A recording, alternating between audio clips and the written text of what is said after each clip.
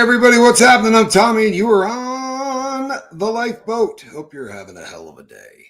We got all kinds of stuff to talk about, people, and you know what? Unless I really rack the old dome, I'm not sure I can come up with any hate. So let's just get to business, shall we? We won't stand on ceremony. Cindy, good to see you. What's happening, Sandy, Wendy, Clifton? How are you? Cindy, good to see you. Barbara Aldrich, I'm glad that you're here. Aunt KK, how are you? Hey, Kristen Melinda, thanks for all of the effort. You know, people, the state of California has moved forward in the case of the Menendez brothers. Put a deuce in the chat. Hello, Lisa Trimble. Good to see you. Brandon Calloway. There's my brother. How are you, man? Carolina, Canada. Good to see you. Hey, Just Joan. I put a deuce in the chat if you would like to see the Menendez brothers walk free. I know there's a lot of people that don't. Here's the thing. We're never going to know. Here's Tommy's take. We're never going to know exactly what happens, right? We're not going to know what happens at all. Wind a little bit more. Good to see you. We're not going to know whether or not, what was in their heart. This is one of those unique cases where we're not arguing whether or not the Menendez brothers killed their parents. That's not in dispute. This isn't an innocence project kind of a thing. These guys whacked their parents. They shot their mother and their father with shotguns. That's about as nasty. That's just really horrific stuff. Their actions afterwards weren't great. Hey, Tampa B, good to see you. Glad you're here. Their actions afterwards weren't the kind of things that you would want your kids to do, right? Or anybody you care about. They bought Porsches and Rolex watches and kind of went hard. However, hindsight being 2020, when we look back now, there's a kid who was in the boy band Menudo. This is a band that apparently started in, I think, San Juan, Puerto Rico originally, and then kind of really traveled all over South America and most of Latin America. And they were super, super popular. As they got older, they just replaced them with younger kids. So the band was able to tour for decades, perpetually tweeners. Right, these are all boys that were going to be, the young. They always had to have a young one, like a Jackson 5, where there was a younger kid. So the younger one was usually preteen, and the rest of them, they probably started trading them out when they hit the 14 or 15 mark. And the Menendez father, Lyle and Eric's dad, managed that band. One of the members of the band was an adult. He's my age now, and he has come forward and said that he was molested by the Menendez. It's pretty nasty, but this guy apparently had been a legit child molester. There's really nothing, this guy gains nothing by coming forward and saying this man did this to me. In fact, it just opens up a whole can of crap in his life. But he said he's coming forward now because of the guilt, knowing that had he not, if he had said something back then, maybe it would have been a different result. As I was saying, we don't know. No one's ever going to know what they had in their hearts when they squeezed the trigger. And no one's ever going to know if the abuse that they cried about on the stand was legit or if it was something that they cooked up to try to get out of trouble. So all you can do is judge someone by their actions, right? And the actions of killing the parents, as I said, is not in dispute. So all we can kind of do is judge Eric and Lyle Menendez on what they have done since getting incarcerated. And they could have gone into prison and started doing dope and running poker tables and doing all the stuff that I did in prison, right? Until I got sober, just acting like a jackass and partying and being stupid, making wine, doing drugs, all of the stuff that inmates do to get into trouble. However, that didn't happen. These cats have never had any kind of write-up. They've managed to get through all of that time in prison, not just surviving, but thriving. Right? These guys have, and by thriving, I don't mean, hey, monk. I don't mean that they're killing it. They're making money. They're teaching people to read. They set up programs for inmates who are going in there illiterate. And I'll be honest, right? We've talked about this a lot on the lifeboat. If you're new to the boat, it may come as a shock to you to find out how we decide in the United States of America how many prison cells we ought to be building. Alex Moore, how are you? How do we find out how many? There's got to be a math equation, right? There's got to be an actuary somewhere that's figuring out how many beds do we need to make to accommodate for all the crime we're going to be seeing 15 years from now. It's kind of a hard thing to predict, don't you think? Do you know how they do it? They check illiteracy rates in the 4th grade. And based on the number of boys who are illiterate in the 4th grade, they know how many prison cells to build. That's right, Tampa B says. by not being able to read. It's sad as hell, right? But that is exactly how they do it. Hey, Lindy, good to see you. This is how they do it. And it leads you to wonder, because we borrow the money to build the prisons, and they cost like $50,000. We buy them modularly, believe it or not. They bring those puppies in, the modern ones like Victorville and Atwater and the more modern prisons in the federal system. They come in like Legos, and your whole here's your cell. It's got the shower already in it. It's already concrete. The toilet's there. The sink is there, and they bring it into place, and they kind of stack these things. But each of those little blocks that they're bringing in, they're dropping about $50K on. And they got to borrow that, right? So it costs, an incredible amount of money. Wouldn't it be cheaper to teach these kids to read? Wouldn't it be a hell of a lot cheaper just to teach the boys to read and write? Holy hell. Not to mention the damage to society, because nobody goes to prison their first time around. I got a lot of chances. Everybody does. You get a lot of chances. And if we're keeping it real, you get a lot more chances if you're white. That's the reality. But they do give you a lot of chances. Nobody goes to prison the first time they get arrested unless they're killing people. But if what you're doing is like it's a drug crime, or it's it's theft, or it's things like that, they do try to work with people. They really do. But it would make a lot more sense if we just taught people to read. But sadly, that really isn't. It is a lot cheaper to educate. But who would they vote for then, right? Boy, you cynic. I'll tell you what, though. You're probably right. There is an awful lot of political clout around inmates. Inmates are a hot button subject. There are a lot of people who have inmates who are inside. This is far more recent, because we've incarcerated so many more people now that things like Mothers Against Mandatory Minimums, Families Against Mandatory Minimums, all of these things that have arisen out of this is because now you got a lot of people everybody's been touched by somebody going to prison, and it's usually drugs these days. The United States is 4% of the world's population, but is 26% of the incarcerated population on Earth. That's pretty ugly, right? And then we wouldn't have any new episodes of Cops. You make a great point. And I guess we're back to Cops now. For a while, that was so politically incorrect that they scrapped all of it. Langley and Barber, the producers of that show, everybody just sort of went away and like, we never glorified cops. Cops suck. Well, now people want to see it. It was the most popular show in the world when they canceled it, right? So now the Cops thing is coming back, but who knows? But back to Lyle and Eric Menendez.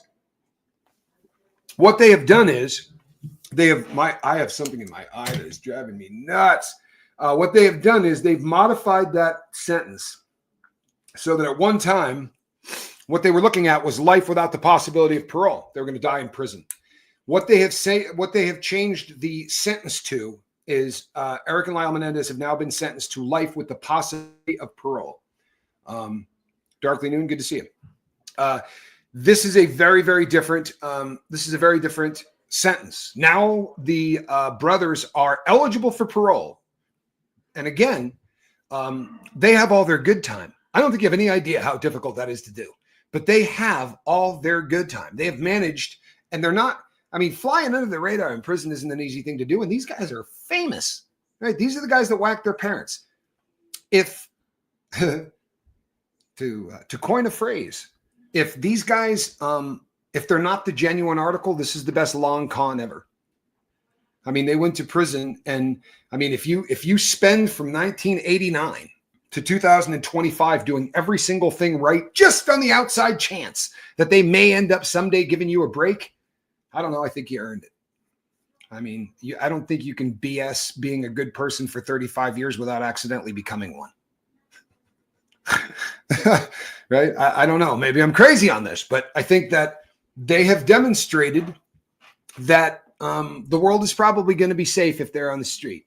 And I also think that the world might be a better place with them on the street, right? They've the number of people whose lives they've touched. And I knew people, I had friends that were doing life in prison, who decided that since they were not going to be able to get to the street, likely that they were going to do everything they could to try to influence people who were going to get to the street. So maybe they could have a positive effect on the planet. And if that's what the Menendez brothers did, then damn it, man, maybe they ought to be able to get out. Kitty is the mom. And Kitty Menendez.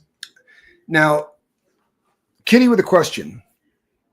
with a question mark. We could be talking about a lot of question marks. One of them is this. If the dad was molesting him, why shoot the mom? Didn't have to kill both of them. That's a question that comes up a lot because they did blast mom in the face. But on the stand, they said that the mother, Kitty Menendez, was very aware of the fact that the both of them were being molested by the father and didn't do anything to stop it, which is why they felt the need to kill mom as well. I don't know, right? I really don't. Hi, Karen. How are you? I don't know whether or not that's legit. I tend to think that if that kind of abuse was going on in the house, then there's a really good chance that Kitty Menendez knew about it. And they lived a very comfortable life. He was an executive with a record company. They made a ton of money. They lived in Beverly Hills. And sometimes, I'm not saying this happened with Kitty, and I'm not trying to talk ill of the dead, but there are times where, you know, people get into a lifestyle where, according to the boys, she was drunk all the time and liked all the accoutrements of wealth and wasn't going to rock the boat with her abusive husband. She was just going to let this happen to her kids. That is all allegedly. The family is split on this. There are people in the family that still think that, you know, Kitty was as good as it gets. And I would imagine, you know what? I have sisters. It would be very hard for me to hear that either of them were, you know, pieces of shit. That would be a tough thing. And I don't know. But there are also a lot of people in that family that have said, no, you know what? Their father was an abusive jerk. Like, he was one of the worst people ever. Good night, Lisa Trimble. I hope you have a good night's sleep. Thank you for spending some time with us. I really appreciate that. Moms are supposed to protect their children. She didn't, says Tampa B. And you know what? How do you argue this, right? How can you argue this point? Moms are supposed to protect their children. She didn't. She was the only one who could stop it, and she didn't. You know what? I don't know that a lot of people are going to disagree with Tampa B on this. Honestly, I don't. I think that most of us believe that as parents, our job is to protect the kids. And I, you know, put a deuce in the chat. If and I know it's a lot easier said than done, right? But put a 2 in the chat if you would kill your significant other for that. Who's this? Do you mean you can't get past killing Kitty? I can understand that. And that's legit, by the way. I'm not dissing. You know what? There's no reason whatsoever to be upset with who dis on this one. The killing of the mother, right? For a lot of people, that's a real hang up. And I'll tell you something, folks. I can't imagine the level of abuse that it would take to be able to point a shotgun at my mother or father's head and take their head off of their shoulders. These boys grew up in the lap of luxury. They were no stranger to what a shotgun was going to do to their parents' face. This was these are boys that had gone on, gone out and played with 12 gauge shotguns. They had every idea of exactly what that was going to do. Now, if it were greed, right? I think about this, and I think about it from a logical standpoint. If you're just trying to bump your parents off to get the money, see, that to me showed such a level of hate and such a level of complete, I don't give a you know what. I mean, to say, I'm not just killing them, I'm going to obliterate them. And they didn't do it once, right? They were racking it, and it was a horrific scene. And I don't know. I think it shows a really, double aught buckshot. And it sounds like Houdis is aware of the nothing in the world does more damage than double aught buckshot. I was explaining this the other day to a relative, the concept behind the shotgun as a defense weapon as opposed to using a pistol or anything like that. And it's if you look at a pistol, right? Let's say I'm 25 feet away from you. If that thing gets a little bit off, right? Just a little bit off. How much further that bullet is going to be to the left of target by the time it gets to it is incredible. If you watch old Westerns, right? And these guys are standing 70, 80 feet apart from each other in the street to quick draw and shoot at each other. I mean, honestly, it would really take a miracle. It's a difficult thing to hit with a pistol. Wyatt Earp used to carry something that they called the Peacemaker, and the barrel was about that long. Right? For real, it was a freak show pistol. But the longer the barrel, the more accurate the gun. That's why rifles, because now you're not looking like this. Now you're pointing down this very long, right, this long barrel that you're looking at the end of, and you're lining up the two deals. With a shotgun, there's none of that. You may have heard the term trying to get a bead on it. Okay, a shotgun doesn't have a back sight. It just has a front sight, and it looks like a BB that is kind of welded to the end of the barrel, right? And that's the bead. All you got to do is put the bead in the general direction of anything, because as opposed to a rifled barrel, which sends a bullet out that spins very accurate, this is a smooth bore. So the bullets come out of the end of the barrel like a knuckleball from a pitcher. Now keep in mind that it's not one projectile. There's going to be a whole tube full of big round lead shots, right? And the double-aught is the biggest one. It's for shooting deer, bucks. And the kill ratio, right? The kill radius, when you fire this thing, it's going to be wiping out anything 20 feet away, right? 20 feet across, because it scatters out like this. They call it a scatter gun. If you were to put those double-aught buckshot rounds into a head, it's going to remove it from the body. There's no way to do that justice other than to say that. And I understand that, but again, I think, and I could be wrong, man. I mean, I'm wrong a lot. I'm really wrong a lot. But this is the kind of thing that can make somebody. I mean, I think it shows the amount of hate that they had to the mother. In order to be able to do this to mother and father, I think it legitimizes exactly what Tampa B is talking about. Right? Molestation of young boys wasn't talked about back then. Major taboo. Now it's commonplace, unfortunately. We hear about it a lot more now. There's still a horrific stigma on boys that are molested. There's a stigma on anybody. But there's the whole masculine thing, like the boy should have been tough enough to fight it off kind of shit, which is garbage, right? A kid can't do any of that. But in the kid's head, because we, from the time we're 3 years old, we got G.I. Joe and we got Bruce Willis playing John McClane. Right. And you don't back down and you don't do anything. You can take care of yourself, and kids get that crap in their head. And if they're molested at 13 or 14, it's going to jack with them for the rest of their life. And I'm not justifying anything the Menendez brothers did. I just think that if it was a money grab, I don't know that you got to completely obliterate them with a shotgun. That shows a kind of hate, that shows an intimacy and a, you really have had to build up a really, really ugly amount of hate. Right.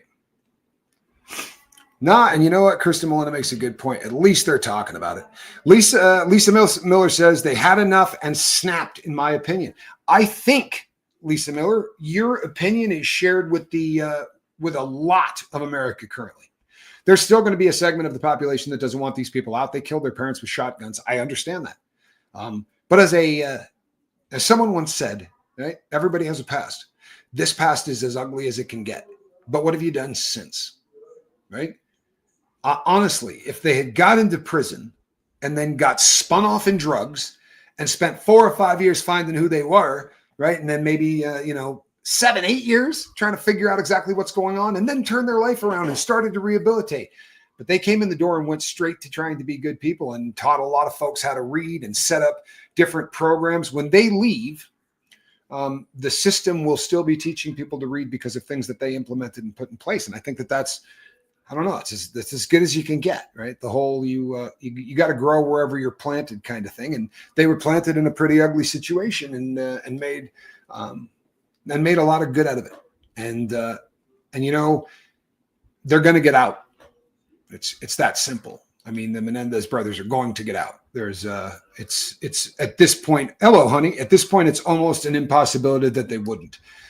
You see, when you go back up in front of the parole board is now not going to go, oh, wait, you had life. And their job is to just look at your performance, right? If you're going in front of the board and you're never going to see the board if you're doing life. Now they're going to go in front of a parole board who's going to say to them, wow, you've never had a write-up, right? You've never lost any good time. Then you're eligible now, right? They're eligible to go home now. And I mean, they didn't change their sentence because they want to keep them in prison. It seems to me that they changed the sentence because this was the fastest avenue to get these guys free, and not overturn the sentence or do any of that stuff. This is just again, there's no innocence here. These guys are guilty. It just gets down to what the father was doing. Is that enough of a mitigating circumstance to give these people an opportunity to live the last 30 years of their life in freedom? And for me, maybe I'm a sucker because I've been to prison, but for me, I'm sure going to be happy when those guys walk out of prison. I hope that they're able to make something wonderful with the rest of their life. And I hope that, I think more than likely, we're probably going to see them do an awful lot of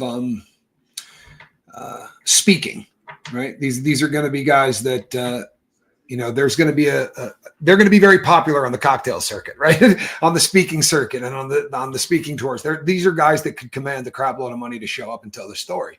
And I think there'll be a reality, someone will be reaching out to them wanting to know the story and all of that crap. I would imagine that the rest of their life can be interesting if they get out. Unicorn Love, good to see you. So we're the next subject matter is the Karen Read trial. Karen, there was no, they didn't get together and meet today, but fascinating crap is going on in that case. There is a new video that we didn't see in the first case. I'll tell you something. I am a friggin' cynic of biblical proportion. And when the prosecution doesn't hand something over to the defense, now granted, they didn't use it in the first trial, but if it could be exculpatory or if they could do something to benefit Karen Read or whatever, they got to hand that stuff over. So anytime something doesn't get, and it's brand new and it's getting turned over, I'm a cynic. I'm going, why the hell are they turning it over now? Were they afraid they were going to get caught with it? But I don't think that's the case in this. What they're turning over seems almost pointless. Like, who cares? But it's a lot of video of Brian McCabe, the guy that works for Alcohol, Tobacco, and Firearms. Kind of built like a fire plug, bit of a jughead. He was the one that was asking Karen Read if she was sure she could handle him. He kind of a Casanova. But they showed him at late night, the night that John O'Keefe ended up dead. They show him talking on his phone as he's walking across the parking lot. No big deal, right? But if you said you didn't call anybody all night and everything was a butt dial, now you start everything they're doing, I think, and you guys can tell me if you think I'm crazy. If you've been following the trial, you can let me know what you think. I think the prosecution is going to serve up Brian on a silver platter. I think that they know this case is over, and I think they know who killed. I really believe they think that John was killed by the portly federal agent from Alcohol, Tobacco, and Firearm. There's also some question now to whether or not his sweatshirt in the new video is the same one that he was wearing when he left the waterfall, because he didn't go home. And the conspiracy theorist in all of us goes, why would he have to change his shirt? Did he have blood on it? And why is he calling somebody? Because he said he went up there, he parked some cars, and they said, and then you called a friend of yours for 20 seconds. He said, no, it must have been a butt dial. So you butt dialed your friend. Your friend answered it with a butt dial. Yet there was a 20-second something because, right, the phone company just records, doesn't say what was said, but it records that something happened there. And the argument was, they asked him on the stand, you don't think you can have a conversation in 20 seconds? He said, no, I don't think you do. I don't think that's possible. How about this one here, right? Somebody want to start timing me? Hey, man, is he dead? Did you move the body yet? Holy shit, man. Did you clean everything up? All right, I'll talk to you in a bit. What'd that take me, 6 seconds? I promise you, if they were just having a quick one, but he's got the phone lit up like the 4th of July to his ear. Why are they releasing this? I think that, honestly, I think the prosecution might be trying to say, here's your boy. This is the guy that did it. The biggest thing in the Karen Read trial, and I hope everybody's as angry about this as I am. Miss Al Smokes, good to see you. Blue Bayou. Heather Rhodes, how you been, Heather? Good to see you. I'm most angry about the fact that Karen Read is not guilty of what she's accused of. She was really loaded that night. She was so loaded she wasn't sure whether or not she ran the guy over. But that's not something that should get you second-degree murder. So the saddest part of this is that the first one ended in a hung jury, right? So if they can't convict her this time, if it ends up in a hung jury or a not guilty, then what? Then what? John O'Keefe's killer just does what? Goes back to work?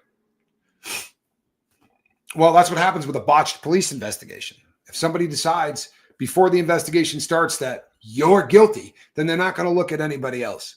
And that's really what happened. They never went inside the house.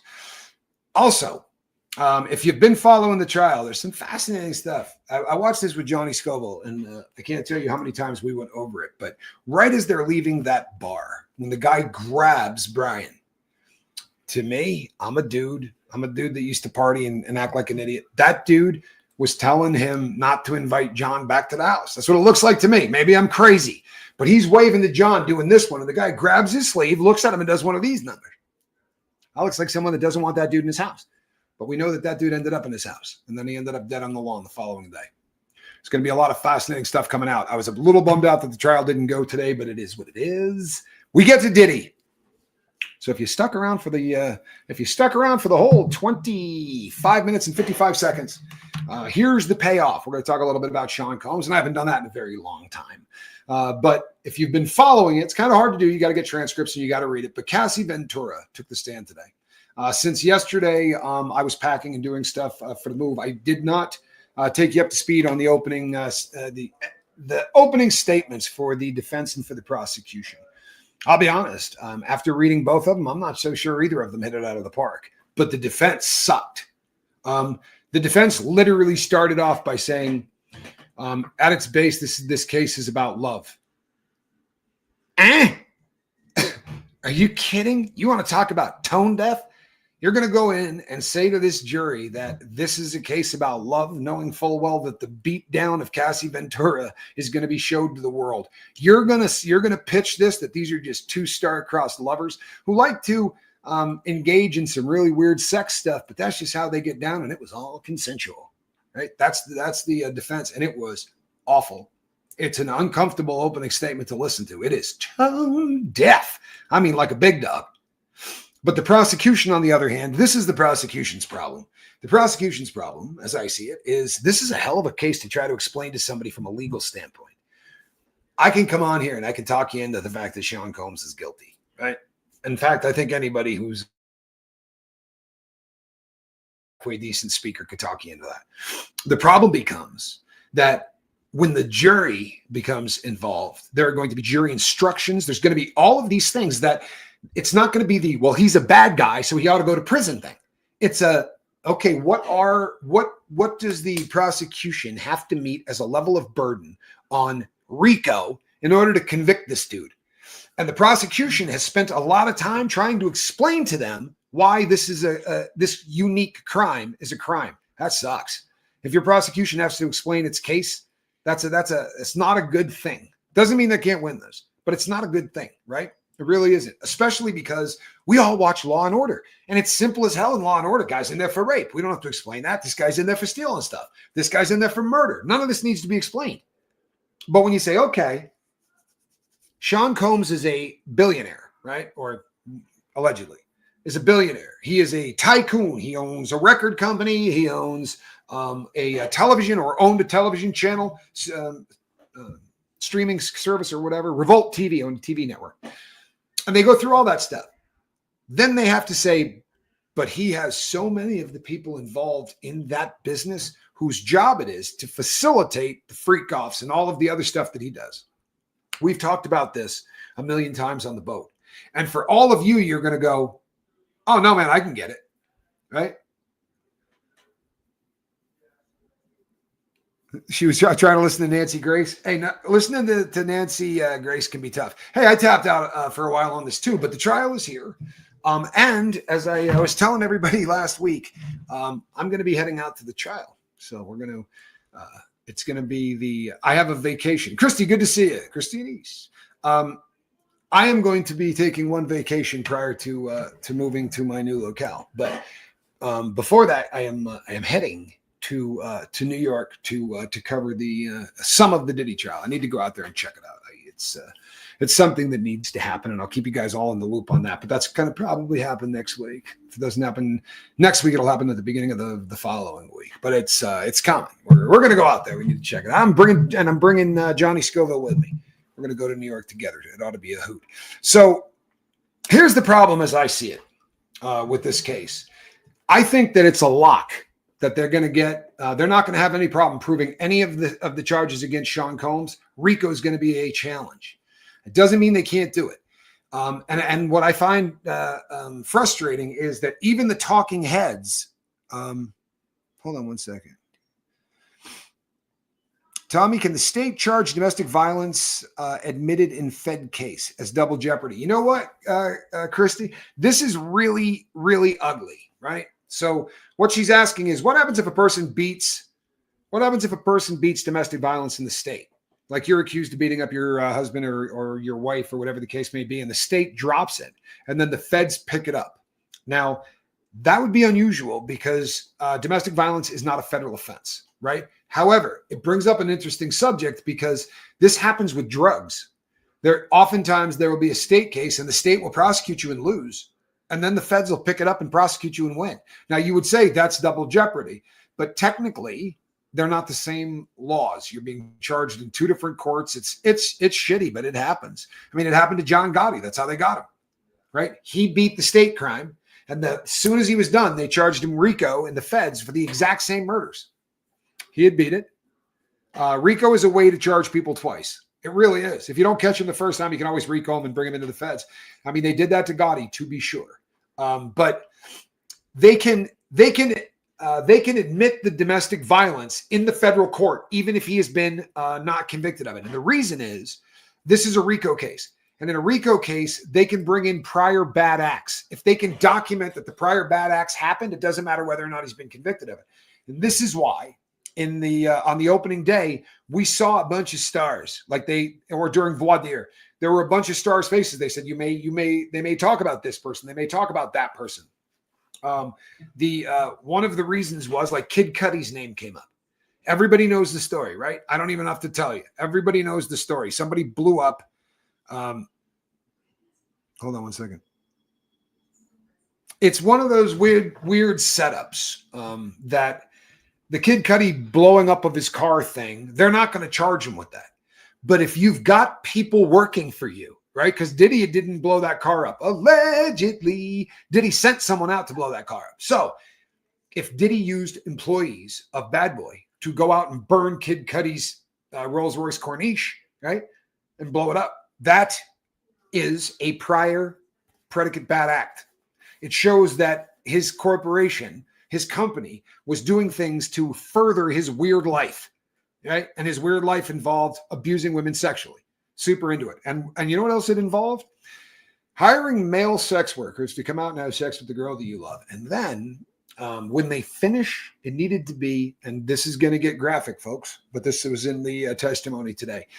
Diddy wants the baby batter like saved and then rubbed all over his nipples. Apparently that's his get down. And I've said a million times, if you want to get naked and get beat with a fish while somebody squirts you with a super soaker full of extra virgin olive oil, as long as it's got nothing to do with me, I don't care. It's none of my business. And if that's how Diddy, that's his get down, that's his get down. The question becomes, and this came up on the stand today with Cassie Ventura. Cassie took the stand and talked about how she was in love with this guy.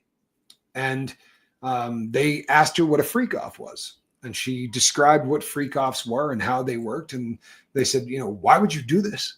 Right? Why would you do it the first time? And I think Cassie's a damn good witness. I didn't get to see it, but you get to hear it and you get an idea of, you'll read it rather, and you get an idea of her stance on the stand. And what Cassie's stance on this was, you know what? It was a little sick and twisted and exciting. And I don't know if you ever done anything sexually that you probably shouldn't have done. That's usually what it feels like to start with, right? Like if you're doing a threesome or you're doing something that you shouldn't be doing and you're a married person, but there's that excitement, like, ooh, and that wore off. And then she didn't want to do it anymore. And that's what she said. And they said, well, you sent text messages that said, you were looking forward to it. And she said, I looked forward to being alone with Sean Combs. And the only time that happened was during freak-offs. She said she loved him, but she did these things to make him happy. And then it evolved. And she did these things because if she didn't, he was going to beat the crap out of her. And we've talked about this ad nauseum on the Lifeboat, that if you're transporting somebody across state lines for sex, we're taking care of one of the charges right there. That's a lock. The sex worker said he got paid. These people are getting flown all over the place. We don't have to worry about that. He's convicted. Now, was he enticing her to do this? Well, it was the carrot and the stick, wasn't it? She got a 10-record deal, right? She was going to make 10 records with Bad Boy. She made one. He didn't really want her to make more than that. He wanted a really young, really pretty girl who he could buy boobs for, and then he could hire men to abuse. And you know what? They had to do it in shifts, apparently. Right? They had a guy on the stand that said, that he was coming in and there was another guy already there, because these things could go on for 10 hours or more. I mean, honestly, I'm not a woman, but as a dude, I don't want to have sex for 10 hours. I mean, maybe it's just because I'm a crotchety old dude, but I don't want to do anything for 10 hours. For real. I can't think of anything I want to do for 10 consecutive hours. You know, and there were days that there were freak off sessions that went on for days. Well, I mean, I guess if you're just sitting and watching, but this is, I think that this is a pretty sick puppy. And some interesting stuff happened yesterday. Diddy's kids got up and left the room when the male sex worker, he's a sex worker. That's an old habit. He's a sex worker. The male sex worker, when he was on the stand, they left. And my guess is they left because dad said to him, when the male sex workers are there, don't stay around and listen to that. That's my gut. Because they didn't have a problem staying there today and watching videos of their dad beat up Cassie or listen to Cassie talk about how often he beat on her. Right? The kids were all cool hearing that, but they left when the male sex workers were there because they didn't want to hear the gay stuff. That's really what it comes down to. Right? Diddy didn't want, and I don't blame him. I wouldn't want my kids hearing anything about my sexual life if I could avoid it. Right? And I don't think Diddy's proud of his bisexuality or his homosexuality or whatever Diddy is. I don't know that they got a name for what Diddy is, but whatever the hell he is, he doesn't want people to think he's gay. Right? I mean, of all the things going on in his life, there's a lot more that he should be worried about other than being gay. You feel me? Like if that's the worst of his crimes, I mean, we could live with that, right? That's not that big a freaking deal. Your sexual preference isn't that big a deal unless you're forcing people and forcing them to take drugs and do all this stuff. It was also very depressing to hear her get on the stand and talk about how inexperienced she was. She was a 19-year-old girl when the first time Diddy kissed her. She was just a little girl, and he was 17 years older than her. And she said she had never, oral sex was a brand new concept to her. Debbie Zito, good to see you. Oral sex was a brand new concept to her. And, you know, she got with a freak, right? She got with a freak. This is a dirty dude. This is a guy that you know, he wants a lot of people in the room. And I'll tell you, another thing that was a little disturbing, I was reading the transcripts, and you can't get a good feel from transcripts. But there was a point today, or maybe it was yesterday, I think it might be yesterday, that Judge Subramanian had to say, hey, you know what? I think we've heard enough about baby oil. Like they were beating it to death. And when you read it, it doesn't even sound like it flows. Like they would say, so baby oil was part of the ritual. And she would say, they'd say, yeah, 10 bottles. Had to have 10 bottles of baby oil at a freak off, right? And Astroglide and all this other stuff, but 10 bottles. And they'd go, so what was done with it? And apparently Diddy would lube everybody up in the room, rub it all over guys and do whatever. Well, that makes the dude happy, but he was lubing up everybody with this baby oil. Okay, then what did you do with the baby oil? Okay, then what did you do with the baby oil? Until the judge literally had to go, hey, I know it's really early in the trial, but I think, I don't know, man. I don't think they got as bad as all of the stuff that we heard about Diddy was. And I've talked about this a lot in the last few videos. I'm guilty as sin of taking things and reporting them. That, I mean, I always said allegedly, I always did that stuff, but in the future, folks, I will report stuff like that in a different way.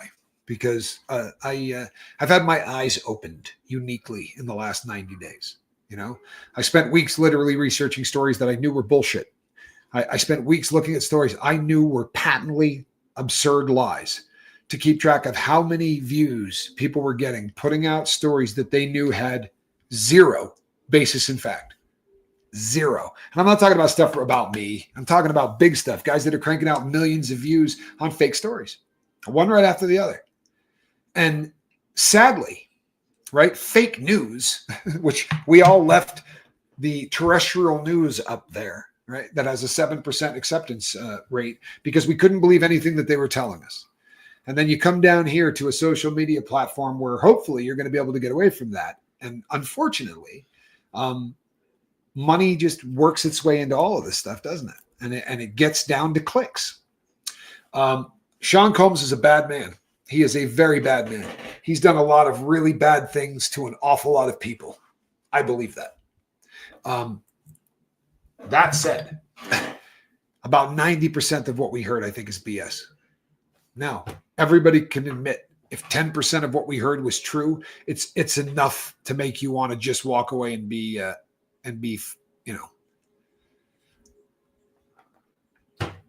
But 10% would do it, but I promise you, we're lucky if 10% of those 130 cases turn out to be real. And I'm really disappointed in the attorney who came out and told us that half of these women went to the police, half of these women went to the hospital and filled out reports.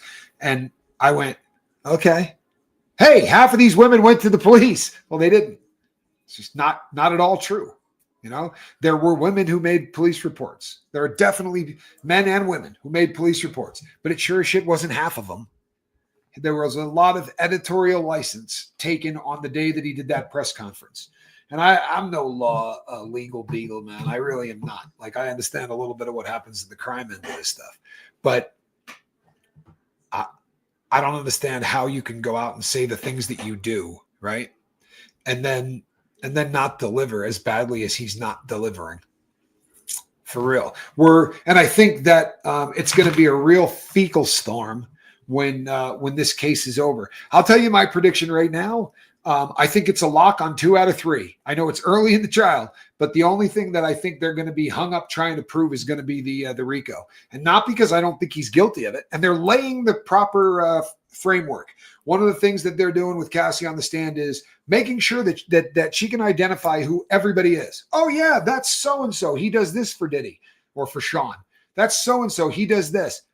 The fact that she's aware of who the money guy is or who books the hotels or who does this. It was her responsibility to book the talent, apparently. She would have to call the male prostitutes and arrange payment and have them come over with the code words and all that. And a lot of people are hung up on that. A lot of people are hung up on, well, if she hated this, why would she be the one? Because if you're scared, right, this is your career and your life and everything. I think that we got to not put on the troglodyte hat as quickly as we've all done it in the past. Cassie was amazing. Really love Me and You song. Jessica Simpson, Riri, just pure grit, grace, and talent without the negative machine. What a great world we live in. Shine through adversity. You know what? It's what's sad is they had, you know, this is a guy that had the entire world as his oyster, right? Diddy and I are the same age, roughly. Right. He's like a year older than I am, but he lived the first half of his life almost like a pharaoh, right? Maybe not the first 20 years, but right around the time he started to take the reins and start Bad Boy, he has had nobody tell him no for a very long time. Now, I don't think it's as bad as we've all had it made out to be. I'm going to be really interested to see if what pans out on some of the cases that we reported on in the early days of the lawsuit. The 9-year-old, the 14-year-old, the guy at the Macy's store, right? Some of these stories, I'm really looking forward to seeing how these play out, because the more you look into them, right, the suspension of disbelief necessary. And I know people are going to say to me, parents would do that all the time. Put a 2 in the chat, right? If Sean Combs said to you, leave your kid here with me, he's going to sing an audition, come back and get him in about 3 hours. Put a 2 in the chat if your response would be, F you twice. You want me to drop off my 9-year-old with a rock star and come back in 3 hours? Probably not, right? Probably not. And I don't think anybody else is going to do that. And I know that people are going to go, yeah, well, there's parents out there that really want. I can see a parent going, look, I'm going to stick around, right? You know, I'm going to be in the next room. And by the next room, I mean right there. You see? Can you see me right there? I'm going to be right there. So much of this just doesn't pass the smell test. All of these parents had to just be so money hungry that they went, no, go ahead, take him. Do whatever you want to do to him, right? Because once again, in every single scenario, right, the victim gets there. He's offered a drink. She's offered a drink. They take it. Hits them really fast. Probably gamma hydroxy butyric acid, because that does come on very, very quickly. It also leaves a pretty vicious hangover, right? And I don't mean a hangover like you get from booze. I just mean that you look like you're wasted for hours after you come to. It's very, you slur. Like no parent is picking their kid up going, you know, Junior looks okay. Good audition? No, that never could happen. It would be a very, very messed up kid for hours and hours and hours after he came to. Just none of it passes the smell test.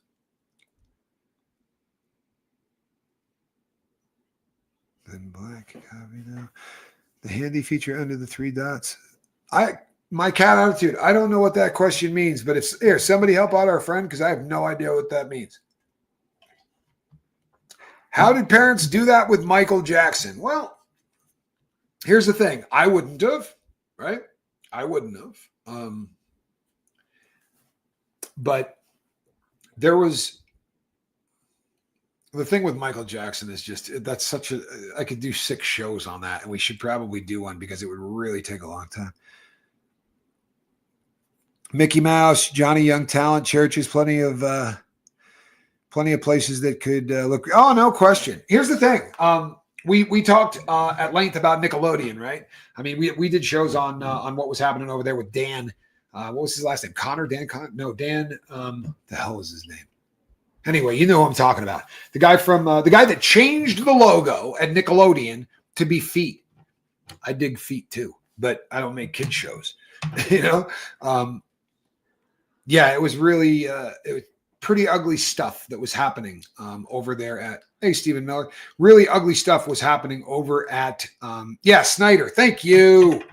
Who got that first? Heather Rhodes. Thank you. Dan Schneider. Low life, man. Sorry, not no allegedly. Dan, you're a bad person. For real. Everybody that's been near that dude has said he is a full-fledged creep. And to what extent we don't know. But allegedly, knocking up tweeners and having to have abortions and all kinds of other really, really disgusting stuff.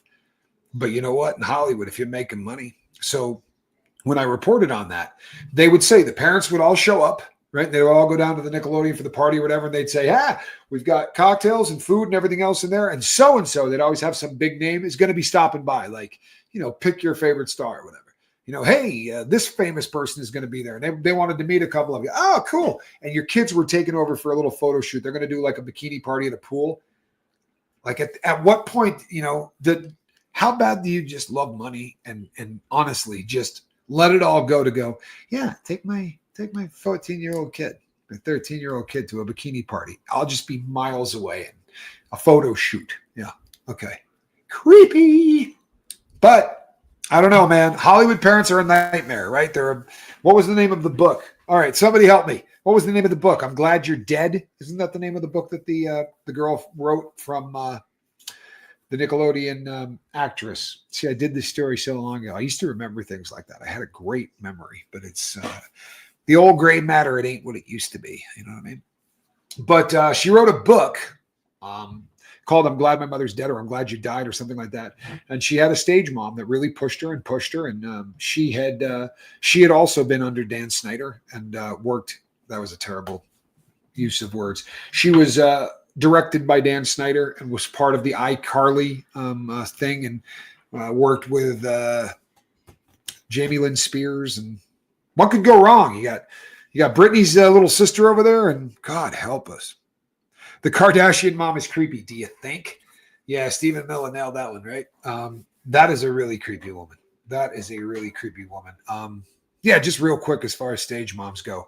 Let me tell you just how creepy they are in case you're not 100% sure of it. But allegedly, there are really solid sources that said that the sex tape was a complete setup. There were 3 different versions of it. So they filmed them having sex in 3 different versions. And then mom sat at the kitchen table with the daughter and picked which one was the best. And I want to tell you something. I don't care what that would do to my career. There is no way I could sit with one of my parents and watch me having sex with somebody and say, "What do you think, Dad?" Right? Which one shows my best side? That's that to me is it strains at the. Thank you, Jeanette McCurdy, Blue Bayou. Well played.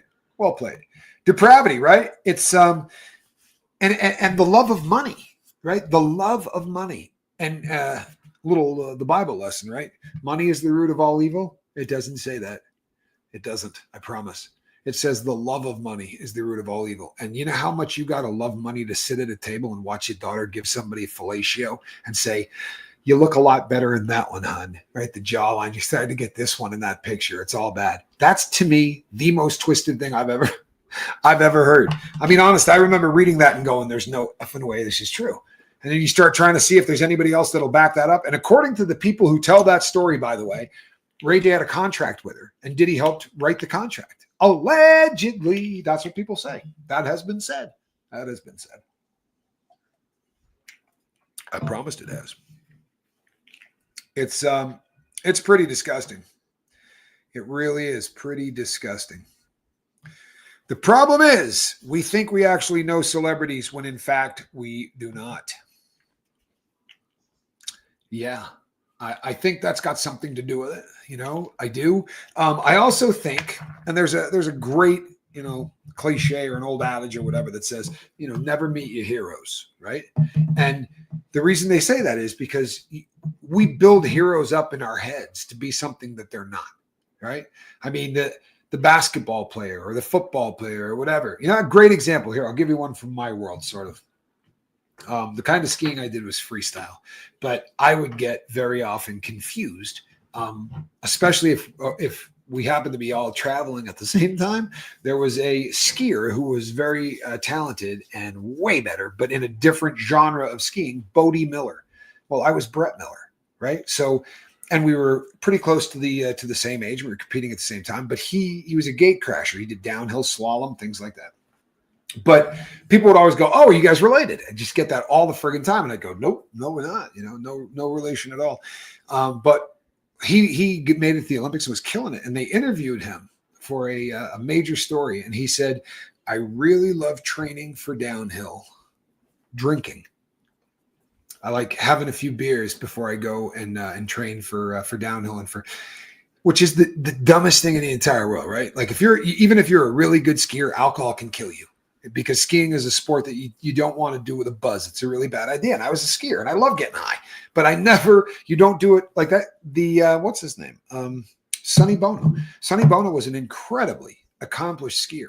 In fact, I have skied with Sonny Bono when he was alive. He was an incredibly talented skier, gifted. But if you drank, you know, he was tree skiing and killed himself. Like if you had given me a list of actors who I knew about and their skiing prowess, he would not have been the guy I would have thought would have killed himself in the trees. He was talented, but booze will screw that up. So to read, you know, Bodie Miller talking about this, and I remember thinking to myself at the time, you know, if you're a kid and you got posters of this guy on your wall, he just told you to get shit-faced before you go skiing. When I was growing up, if my heroes said do something, I would have done it. I thought that those people walked on water. I thought that those people lived in a world that was just better than mine in every way, right? Sonny Bono was a dyed-in-the-wool Scientologist. I had no idea. The only time I ever spent with Sonny Bono was skiing. I worked as a ski ambassador, and I used to take people around when they came to the resort, and I just skied with him probably 6 or 7 times. He was a very, very good skier, but we never had an LRH discussion. I had no idea he was a Scientologist. I'm really surprised and a little bummed out. That 70s show was classic for sensing how Danny Masterson was dark, and I didn't care for Ashton or Mia either. We all know that panned out. Yeah, that wasn't that didn't work out so well. I'm obviously not a huge fan of Scientology, and they're not a big fan of me. We do not know which resort did I work at. I've worked at a bunch, but the one I was at the time was Snowbird Mountain Resort in Utah. The ski ambassador place was the job that I did taking people around skiing, that was a Snowbird. But I've worked at a lot of ski areas. Sadly, that, you know, if you're a ski bum, well, it's the best kind of bum to be, right? But if you're a ski bum, you worked at a lot. You end up working at a lot of them. He drank alcohol while skiing, and he also had a lot of Loratab in his system, which is, again, flies in the face of Scientology, you know, all of the medication and stuff. But I had no idea that he was a Scientologist. It really, really bums me out. Yeah. Yes, Michael Jackson, Shirley Temple. We had warnings about child acting and modeling. Only a society can change our community. You know, here's the thing. I'm the last guy in the world that says, you know what we need to do is legislate this. I I hate government, and I don't. And usually, I think if they get involved in anything, they screw things up and make it worse. There you go. That's my opinion on government.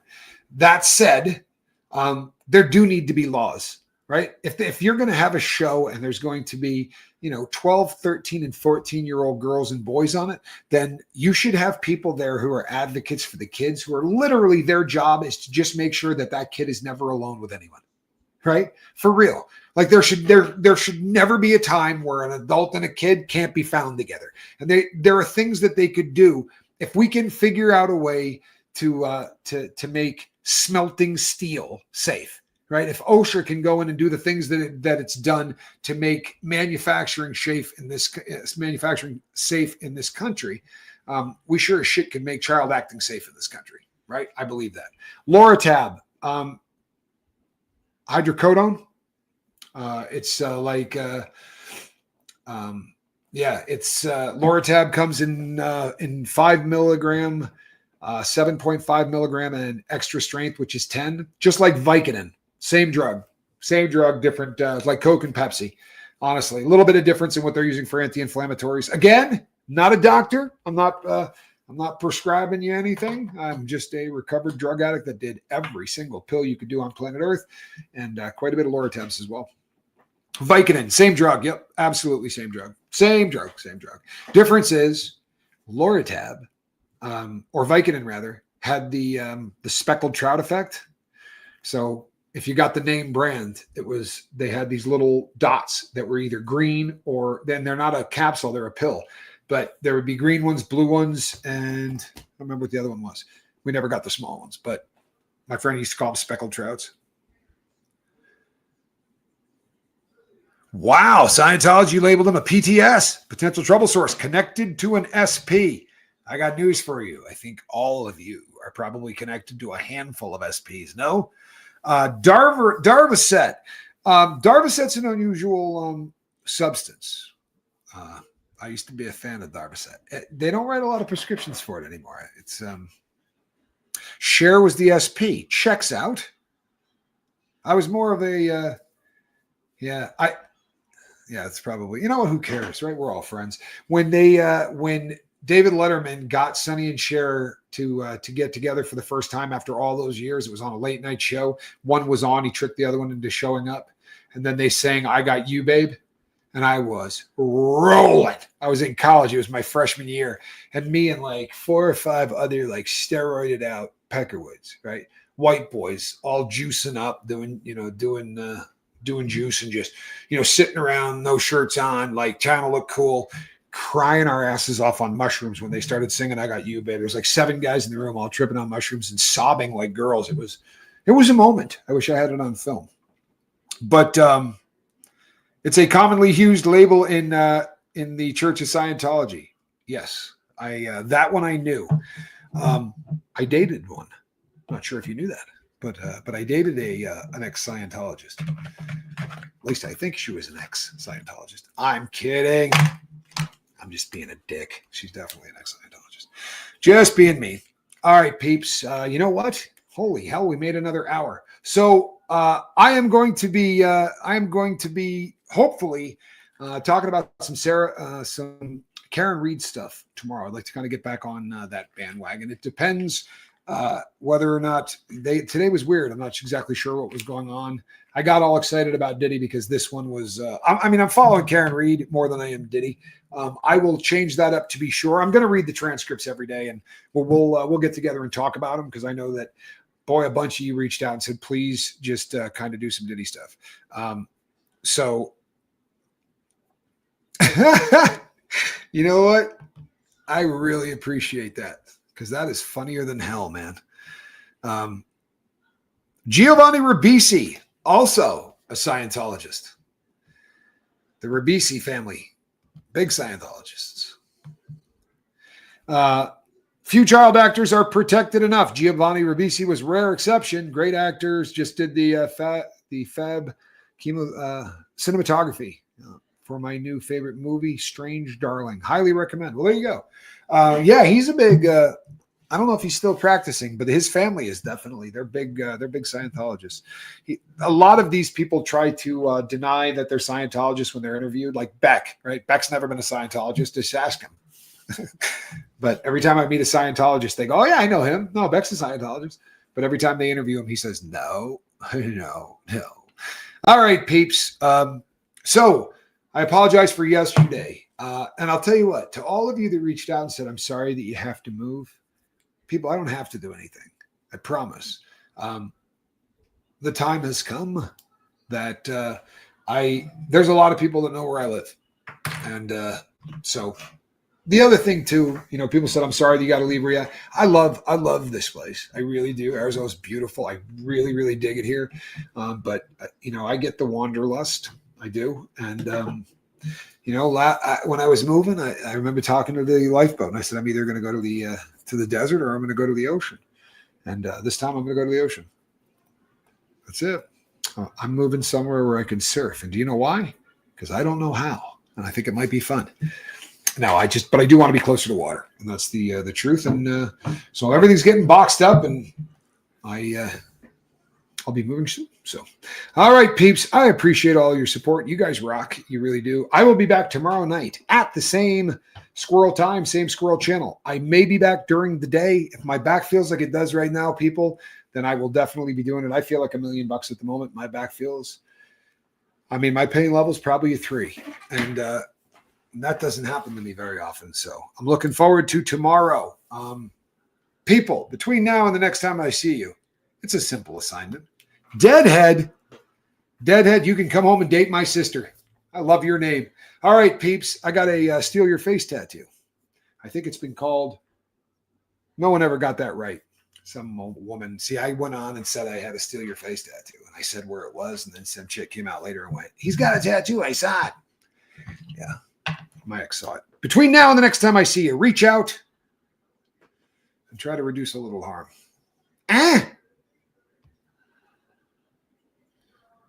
Okay, people. I will see you on the next one. Love you guys. Be good.